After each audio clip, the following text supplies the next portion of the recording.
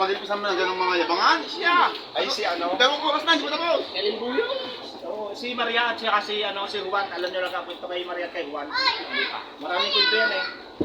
Oh my God!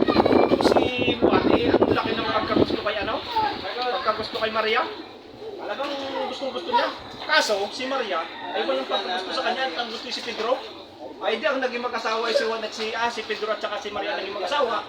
Ay anong inggit ba din Anong inggit ni Juan? Ano kaya madidiskarte yan si Maria ay asawa na ni Juan ni Pedro? Ang ginawa ni Juan, nakaisip ka ng paraan. Niyaya niya sa niyugan si Pedro at saka si Maria.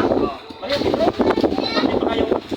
Napakita ko sa inyo yung pinakamataas na niyog din nila ni Juan. Ay ano yung taas? Oh my God! Ay umakyat si Juan, akyat sa dulo. Ay pagdating sa dulo, pagtingin niya sa babay, Pedro, Maria, ay anong tintinong tayog na rin? Ay ang tingin ko sa inyo, kayo nagabanatan na eh. Nagabanatan? Ay si Pedro, ay hindi wari ako maniniwala sa iyo. Ay ikaw ba umakyat din eh? At nang malaman mo kung totoo, ay akyat si Pedro sa dulo, eh anong tayog?